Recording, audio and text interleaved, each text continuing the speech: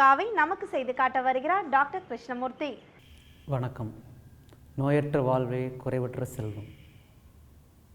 ஒவ்வொரு நாளும் உங்களுக்கு ஒவ்வொரு பயிற்சி செஞ்சு கொடுத்துட்ருக்குறோம். ஒவ்வொரு பயிற்சி செய்கிறதுனால நீங்கள் நிறைய பலன் அடைஞ்சிட்டே இருக்கிறீங்க. முதுகு வலிக்கு பார்த்தோம், கழுத்து வலிக்கு பார்த்தோம், ஒவ்வொரு நோய்களுக்கும் நம்ம பார்த்துக்கிட்டே இருக்கிறோம். யோகாசனத்தில் இல்லாத வைத்தியமே இல்லை. எல்லா நோய்க்கும் எளிமையான தீர்வு இதில் இருக்குது. மருந்து மாத்திரையே இல்லாமல் நோயை குணப்படுத்துறது. நம்ம பழங்காலத்தில் முனிவர்கள்லாம் இந்த யோக சூத்திரங்களாக எழுதி வச்சுருக்குறாங்க. பதஞ்சலி முனிவர் தான் யோக சூத்திரமாக எழுதி வச்சுருக்குறாங்க.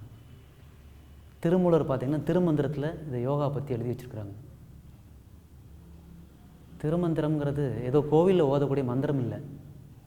நம்மளுடைய உடல் ஆரோக்கியம், மன ஆரோக்கியம், பிராணாயாமம், யோகாசனம், தியானம் இதை பற்றி எழுதி வச்சுருக்குறாங்க.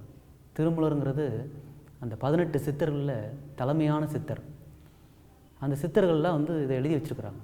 யோகாசனத்தை எப்போ செய்யணும், காலை நேரத்தில் பண்ணால் பித்தத்துக்கு நல்லது, மத்தியான நேரத்தில் பண்ணால் வாதத்துக்கு நல்லது, சாயந்தர நேரங்களில் பண்ணால் கப சம்மந்தப்பட்டதுக்கு நல்லதுன்னு சொல்கிறாங்க. இந்த மாதிரி திருமந்திரத்தை எழுதி வச்சுருக்குறாங்க. செஞ்சிறு காலையில் செய்திரில் பித்தரும், பித்த சம்மந்தப்பட்ட நோய்க்கு காலையில் யோகாசனம் பண்ணணும். வஞ்சக வாதம் அரும் மத்தியானத்தில், வாத சம்மந்தப்பட்ட நோய்க்கு மத்தியானம் செய்யணும். அஞ்சனம் போன்னுடல் ஐயரும் அந்தியில், அந்தியில்னா மாலை பொழுது. அது மாதிரி மாலை பொழுதில் இந்த மாதிரி ஆசனங்கள் பண்ணும்போது இந்த கப சம்மந்தப்பட்டதெல்லாம் வராது. கப சம்மந்தப்பட்ட நோய்களில் முக்கியமானது குழந்தைகள் இருக்கக்கூடிய ப்ரைமரி காம்ப்ளெக்ஸ் சொல்லுவாங்க, சளி, அதுபோக ஆஸ்துமா.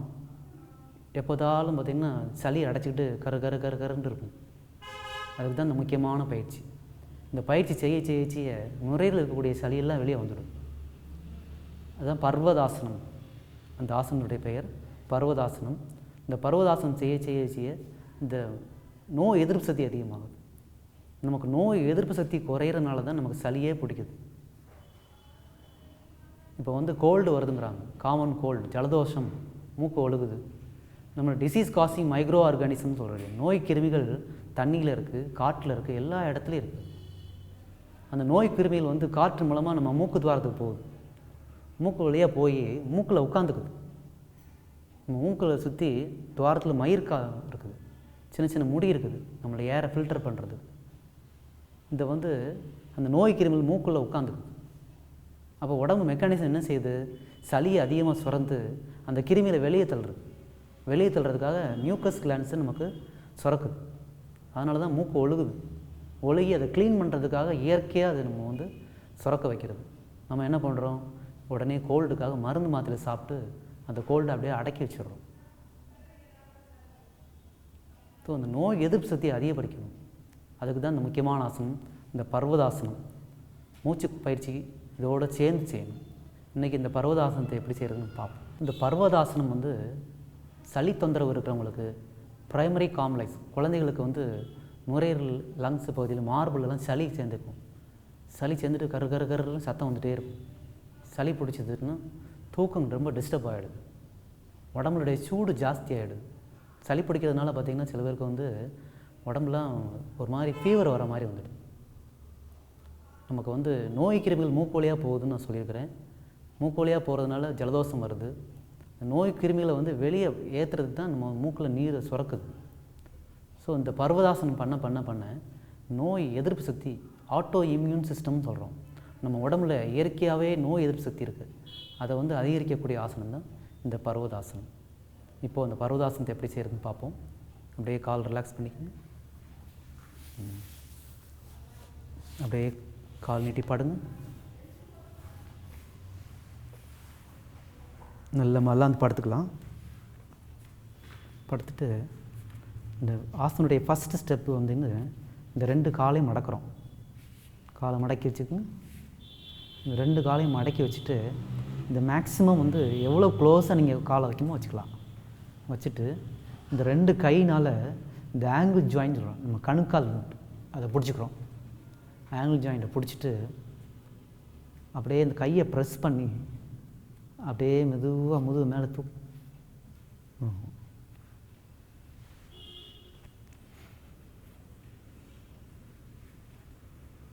அப்படியே நல்ல முதுகு மேலே எவ்வளோ முடியுமோ அவ்வளோ தூக்கிக்கலாம். அப்படியே தூக்கி ஒரு 20 செகண்ட்ஸ் 20 செகண்ட்ஸ் முடியலன்னா ஒரு 10 கவுண்ட்ஸ் அப்படியே இருக்கலாம். மூச்சு சாதாரண வச்சுக்கலாம். பிறகு மெதுவாக கீழே இறக்குங்க. மெதுவாக கீழே இறக்கிட்டு கையை காலை விட்டுடுங்க. அப்படியே கால் நீட்டி படுத்துக்கலாம். கால் நீட்டி படுத்துட்டு நல்லா மூச்சு விட்டு விடுங்க. இந்த மாதிரி ஒவ்வொரு ஆசனம் செஞ்சு முடித்த பிறகு நல்லா ஆழ்ந்த மூச்சு வாங்கி ஓய்வு எடுத்துக்கணும்.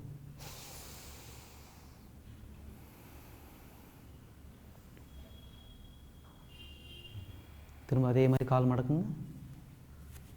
காலை மடக்கிட்டு நல்ல ஆங்கிள் ஜாயிண்ட்டை பிடிச்சிக்கலாம். ஆங்கிள் ஜாயிண்ட்டை பிடிச்சிட்டு இந்த கை முட்டியை வந்து தரையில் நல்லா ப்ரெஸ் பண்ணிக்கணும். கையை நல்லா தரையில் ப்ரெஸ் பண்ணி அப்படியே மெதுவாக எடுப்பு தூக்குங்க. ஜெர்க்காகக்கூடாது, டக்குன்னு ஜெர்க்காகக்கூடாது. அப்படியே மெதுவாக உடம்பு தூக்கணும். கையை ப்ரெஸ் பண்ணி நல்லா மேலே தூக்கலாம். எவ்வளோ வேணாலும் தூக்கிட்டு, ரொம்ப சளி இருக்கவங்க இதிலே வந்து கபாலபதின்னு சொல்லி கொடுத்துருக்குறேன். அப்படியே மூச்சை வெளியே தள்ளுங்க.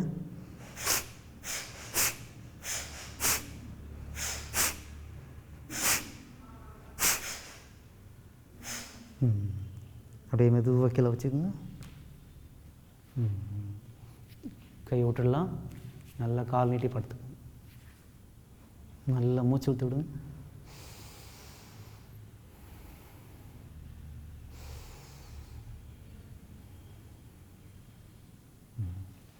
திரும்ப அதே மாதிரி காலை மடக்குங்க. காலை மடக்கி பிடிச்சிட்டு கை நல்லா இறுக்கி பிடிச்சிக்கலாம். இந்த கை எல்போ வந்து தரையில் நல்லா ப்ரெஸ் பண்ணி அப்படியே மெதுவாக தூக்குங்க. நல்ல இப்போ நல்ல மூச்சை வெளியே தள்ளுங்க. பர்வதாசனம்னு சொல்லுவாங்க. பர்வதம்னா பர்வத மலைன்னு சொல்கிறாங்க. ஒரு மலை மாதிரி இருக்குதான், உடம்பு அப்படி தூக்குறோம், ஹில்ஸ் மாதிரி. ஒரு இந்த மாதிரி 10 தடவை கபாலபதி செஞ்சுட்டு மெதுவாக கீழே வச்சுடும். கையை விட்டுட்டு கால் நீட்டி படுத்து நல்ல மூச்சு வாங்கி ரெஸ்ட் எடுத்துக்கணும். இந்த ஆசனம் செய்யும்போது பார்த்திங்கன்னா இந்த கீழ் முதுகு வளையப்படுது. இந்த கீழ் முதுகில் தான் வந்து நமக்கு வந்து கிட்னி இருக்குது. கிட்னியுடைய தலைப்பகுதியில் தான் வந்து நம்ம அட்ரினல் கிளான்ஸ் இருக்குது. இந்த அட்ரினல் சுரப்பி இருக்குது. இந்த அட்ரினல் சுரப்பி நல்லா சுரந்ததுன்னா அட்ரினலின் நம்ம ரத்தத்தில் கலந்துடும். ரத்தத்தில் கலந்து அந்த சுவாச உறுப்புகளுக்கு போகும்போது அந்த ஆஸ்துமா, இந்த வீசிங், ப்ராங்கைட்டிஸ் சொல்கிறக்கூடிய நுரையீரல் சம்மந்தப்பட்ட நோய்கள் எல்லாம் போயிடும். திரும்ப ஒரு தடவை காலை மடக்கும்.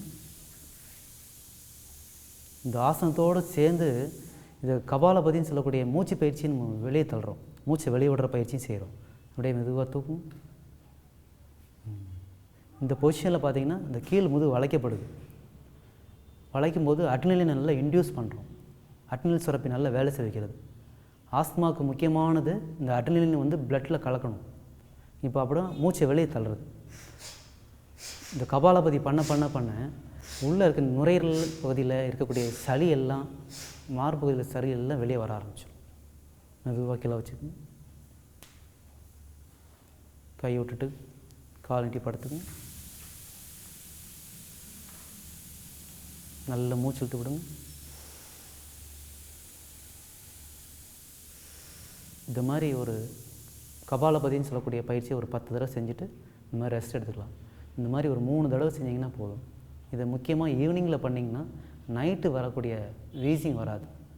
நிறைய பேருக்கு வந்து இந்த கபம்ன்றனுடைய நேரம் வந்து இரவு பொழுது தான் அட்டாக் ஆகும். அதுவும் அதிகாலை பொழுதில் 1 மணி 2 மணி 3 மணி இந்த மாதிரி டைமிங்கில் தான் வந்து கபம் வந்து பாடாப்படுத்தும். அவங்களுக்கு மூச்சு திணறல் ஏற்படுது. அவங்களுக்கு இந்த சந்தியா வேலைன்னு சொல்லக்கூடிய மாலை பொழுதில் இந்த மாதிரி ஆசனம் செய்ய கபத்தினால் வரக்கூடிய பிரச்சனைகள்லாம் போயிடுது.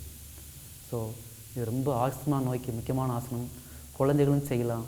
பிரைமரி காம்னு சொல்லக்கூடிய சளி பகுதிக்கு சளியெல்லாம் வெளியே கொண்டு வரதுக்கு முக்கியமான பயிற்சி. இது செய்ய உள்ளே இருக்கக்கூடிய சளியெல்லாம் வெளியே வர ஆரம்பிச்சிடும். சளி வெளியே வர மூச்சு போடுறது இதெல்லாம் சாதாரணமாகிடும். மருந்து மாத்திரையே தேவைப்படாது. இது செய்ய சளி தானாக வெளியே வந்துடும். ஸோ இன்றைக்கி இந்த மூச்சு சம்மந்தப்பட்ட நோய்களுக்காக பிரைமரி காம்ப்ளெக்ஸ் சொல்லக்கூடிய குழந்தைகளுக்காக உள்ள ஆசனத்தை பார்த்தோம். மீண்டும் வேறு ஒரு ஆசனம் சந்திப்போம். நோயற்ற வாழ்வே குறைவற்ற செல்வம். வணக்கம். மீண்டும் இதேபோல் சுவாரஸ்யமான பல பகுதிகளுடன் சத்தியம் புது பொழுது நிகழ்ச்சியில் சந்திப்போம். இந்த நாள் இனிய நாளாக அமைய வாழ்த்துக்கள். நன்றி, வணக்கம்.